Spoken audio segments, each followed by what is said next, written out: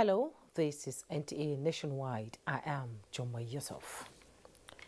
15 of the abductees from the Saliu Tanko Islamic School, Tegina, have escaped from captivity and are currently taking refuge in Kaduna State. The headmaster of the Islamic School, Abubakar Al-Hassan, disclosed this during a meeting with Niger State Governor Abubakar Sani Bello and parents of the abducted children. Usaina Musa reports that the meeting was held at Kagara Emir's Palace.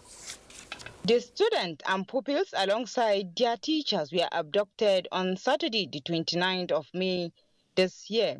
The headmaster of the Islamia school, Abubakar Al-Hassan, who confirmed the freedom of the 15 abductees, said he was in touch with one of the teachers who escaped captivity. When they abducted them together with their teachers, they separated them. They moved the teachers from Niger State to Zamfara State, together with some adults which they abduct together.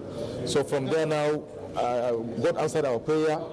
So they just started to sleep in the night, the bandits. So now our people, just break the door and started drawing. They have slashed the ransom to 50 million naira as at yesterday, but we still don't have that money to pay them.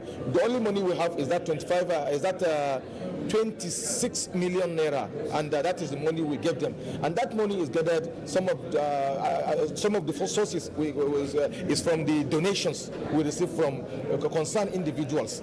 Governor Abubakar Sani Bello, who had gone to Kagara to empathize with the parents of the abducted children and Tegida community, said efforts are on to secure the release of those in captivity unharmed. I met with the parents earlier on and I pleaded with them to be patient. The government is trying its best. None of us here can feel the pains of the parents. We can only think. I know they're in pains. We haven't seen their kids for 3 weeks, but we're being very cautious in terms of operations so that we don't lose innocent lives. The governor was out of the country since the abduction and just visiting the community for the first time to rekindle their hope on the safe return of their children. From Kagara, Usaina Musa, NTA News. And in Kebbi State, 3 students and a teacher of FGC Birnung Yauri have been rescued last Saturday. A statement by the Director Army Public Relations Brigadier General Oyema Nwachukwu indicates that the troops of the Nigerian Army, supported by the Air Force component of Operation Hadirin Daji, rescued abductees at Makuku in the ongoing search and rescue operations. Brigadier General Oyema notes that troops also killed 1 bandit, recovered 9 motorcycles and 4 handsets from the fleeing bandits. Additional troops have been deployed to dominate the forest and deny the bandits freedom of action. 2 teachers and 5 students were earlier rescued by the troops in a coordinated firefight with the kidnappers. Now, residents of Birnin Yauri in Kebbi State are still counting their ordeals on the unfortunate abduction of students from Federal Government College, Birnin Yauri. Abdullahi Umaru Ilalu reports. Birnin Yauri is an ancient settlement in Yauri Emirate of Kebbi State with a history of peaceful coexistence, peace and security spanning over 500 years. The town also plays host to the Federal Government College Birnin Yauri, the only co-education unity school established by the federal government in Kebbi State. But the narratives of peace and security was changed last Thursday, when bandits terrorizing neighboring villages attacked and abducted some students and teachers at the federal government college, throwing the residents into unimaginable confusion and distress. Following efforts by security operatives in securing the release of some of the abductees, the town is now calm, with people going about their normal activities in high spirit that the remaining students still in captivity will be rescued. Ahmad Abdullahi, the father of 3 students still in captivity, said the efforts of security operatives in the search and rescue operation has rekindled his hope. Thank God, the way Army arrived the scene, not up to 2 minutes of the incident. A teacher in the school, Habibu Jibril, who escaped during the incident, recounts his ordeal. So we ran away, all of us, we and the bandits. So I get a chance, opportunity. I started crawling, whereby I moved down to a very big tree. I had myself there until I realized that all of them, they have already left. In spite of the distress, a peculiar scenario to residents of Birnin Yawuri is prayers and commendation to the gallant security team and the government for the quick response, which they described as unprecedented. See, everywhere is calm because we had some security agents all over the places. The rescued students have since been reunited with their families. Abdullah Omar Ilalu, NTA News. Gambo Guard, a final year student of FGC Birnin Yawuri who escaped when the bandits attacked the school, is currently recuperating from the gunshot wound he sustained. Shehu Mohammed Dati was in NASCO and he now reports. This is the family home of Gambo Guard, SS3 student of Federal Government College Birnin Yawuri, who narrowly escaped death, but though got a gunshot through his buttocks due to the attack of bandits on that fateful day. He, however, been taken to the hospital for first aid treatment, and he's now gradually recuperating. Actually, they are shooting because if to say the door is not that kind, new and strong, they could have opened the door. But they shoot, the door did not open.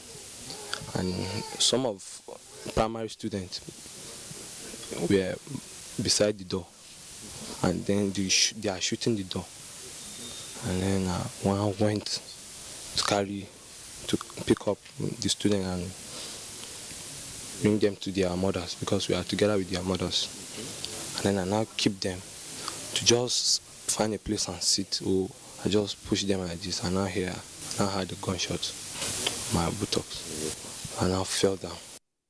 Gambo did not realize he could not walk until he found himself down with blood gushing out of him. After a while, he was able to walk out of the exam hall. Take me to hospital. The hospital treatment, and I was okay that time. Inspector Yakubu Atachu, NASCO division of the Nigerian police, is the father of Gambo, who expressed shock while appreciating the Kebbi State government and the school management. Inspector Yakubu appealed for help to take care of his son's medication. Because what happened in the Birnin Yawuri, is very, very terrible. Because my son, when he have came, or when I meet him in the sickbed, he's telling me what happened. I'm very, very surprised. He said he have tried to see that he escaped some, primary school children. That's why he had a gunshot. He already have hide himself. But when he saw them, they are, crying, he just pity for them. But he rushed after he took them, to one corner before you have, escape. He had a gunshot on his bottom. This boy, he tried to see me. That children, the way he once saved them, some of them, they are alive. So I give thanks to God. But now, I dey pray. Some of them, the way they for these people handing, I dey pray for God, let them to receive these people in the name of Jesus. That's my own prayer now. Being a final year student of the Federal Government College Birnin Yawuri, the only wish and hope of Gambo is to be physically fit so that he can write his final examination and the JAM which he's supposed to be writing at the moment. From NASCO and Niger State, Shehu Mohammed Dati, NTA News.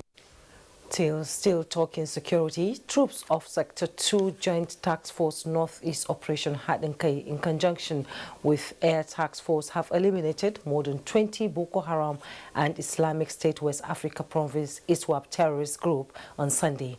The terrorists were camping around Wartek in the general area of Lombom Forest in Borno State. A statement by the Director, Army Public Relations, Brigadier General Oyema Onwachuku says, acting on credible intelligence, troops with close air support from the Nigerian Air Task Force component swiftly carried out a simultaneous land and air offensive penetrating deep into Lombom Forest in Borno State. Several arms were captured while others were destroyed.